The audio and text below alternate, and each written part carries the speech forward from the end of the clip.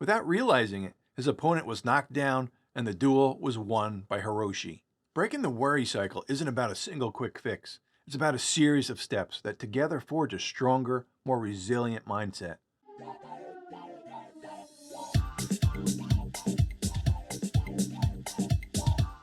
Today, I'm tackling how to stop the worry cycle head on. Do you worry or ruminate?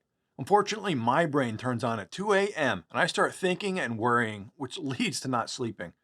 Worry is like a constant hum in the background of our daily lives. But what happens when it gets louder, drowning out peace and clarity? Let's jump into how to stop the worry cycle, what it is, why it happens, and how it affects us. The worry cycle is a pattern of thoughts and behaviors that feed into each other, creating a loop of worry and anxiety. Understanding this cycle is the first step towards breaking free from it. Let's start with a story about Emily, a person many of us can relate to. Emily, a graphic designer with a keen eye for detail, her strength, however, often becomes her greatest challenge. Each project deadline brews a storm of what ifs in her mind. What if her work isn't good enough? What if she misses the deadline? This constant worry keeps her awake at night, her mind racing with endless possibilities, none of them good. Like Emily, many of us find ourselves trapped in similar patterns. These patterns often emerge from things that have happened in our past. For example, something happened to one of your parents in their life, which caused them to constantly ruminate and worry about what might happen. That worry and thought process could then unintentionally be absorbed from growing up, watching, and learning from what your parent did. This doesn't mean your parent is bad, it's just that something negative happened in their life, causing them to always worry. Our anxiety begins with a trigger, something as simple as an ambiguous response from a boss, maybe a complex family health issue, or you might have to give a presentation or speak in public. This trigger sets off our internal alarm systems, which are designed to protect us from potential threats. However, these alarm systems are often overactive, casting nets far wider than needed. They can interpret a simple comment as a personal attack or a minor health issue as a life-threatening condition, leading to unnecessary worry and anxiety. Our brains wired to ensure survival sometimes gear into overdrive. In this state, they latch on to any uncertainty, spinning stories that spiral into chronic worrying. It's not just a nuisance, it's a cycle that can significantly impact our health, disturbing our sleep, causing tension, and even leading to more severe anxiety disorders. But here's a comforting thought. Just as we learn to worry and cause ourselves unneeded anxiety, we can also learn to unlearn it. Understanding the worry cycle is not just a step, it's a powerful tool that can help us silence that hum and increase the volume of life's joys and peace. Now that we understand the worry cycle, let's explore how we can disrupt it with some effective techniques. The first tool I like to use is mindfulness meditation. It's not just a buzzword, it's a practical approach to gaining control over our runaway thoughts. Imagine a peaceful garden with birds chirping and a gentle breeze rustling through the leaves. This serene place exists in your mind. You can visit it anytime you feel overwhelmed. As an example, let me guide you through a simple meditation. Close your eyes, take a deep breath, hold it for a moment, and release slowly. Focus on your breath. As thoughts arise, acknowledge them, but let them float by like leaves on a river.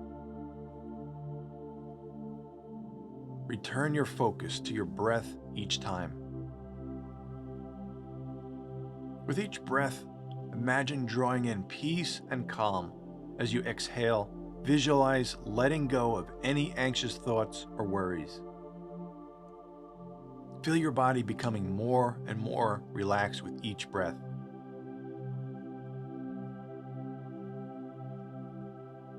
Now let's gently return to the present moment to continue our video. This practice can help you anchor in the present moment, reducing worry. If you're interested in more freedom meditation videos, check out the link in the description. In addition to mindfulness meditation, cognitive restructuring is our second strategy. Cognitive restructuring is a core part of cognitive behavioral therapy. It involves identifying and challenging the irrational or unhelpful thoughts that fuel worry. Let's say you're anxious about an upcoming presentation. Instead of thinking, I'm going to mess up, reframe it to, I've prepared well and I can handle this. By systematically questioning and altering these negative beliefs, you can reduce intensity of your worries. For example, let's look at a samurai named Hiroshi, who lived centuries ago. Hiroshi was not only skilled with a sword, but also faced battles within his own mind. When fighting, he tried to anticipate his opponent's every move instead of being in the present moment. Before every duel, he was plagued with doubts about his skills and the fear of dishonor or defeat. Thoughts like, what if I fail? Can I really win this battle? And am I truly worthy? Often haunted him. One day, while practicing, Hiroshi met an old monk who noticed his inner turmoil and introduced him to cognitive restructuring, which involves changing how you think about life. The monk taught Hiroshi to identify the irrational beliefs that underpinned his anxiety and challenged them with logic and evidence from his past experiences. Together, they revisited battles Hiroshi had won, focusing on his training, strategy, and courage. For each negative thought, the monk encouraged Hiroshi to counter it with evidence of his competence and bravery. Instead of thinking, what if I fail? Hiroshi learned to think, I've trained my whole life and succeeded before. I'm prepared and capable. Hiroshi changed his emotional response to his worries by reshaping his thoughts and meditating. The night before a duel, instead of being consumed by fear, he meditated on his new beliefs, focusing on his strength and past victories. His newfound mental discipline quelled his anxieties and enhanced his focus and prowess in battle.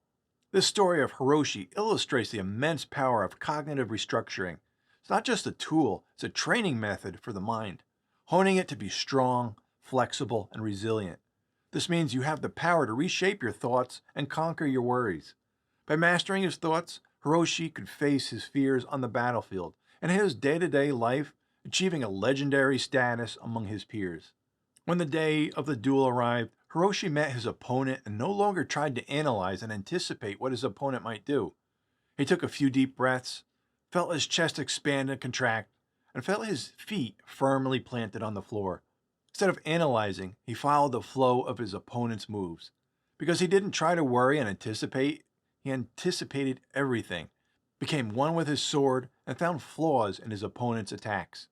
Without realizing it, his opponent was knocked down and the duel was won by Hiroshi. Breaking the worry cycle isn't about a single quick fix. It's about a series of steps that together forge a stronger, more resilient mindset. Like Hiroshi, the samurai, who not only trained his body, but also mastered the control of his thoughts. You too can learn to manage and mitigate the impact of worry in your life. It takes practice, patience, and persistence. Thank you for joining me on this journey to a calmer, more peaceful life. If you like this video and want to see more, please click on this video over here where it will provide another great life lesson. I encourage you to keep practicing these techniques and share your progress. Stay positive, friends.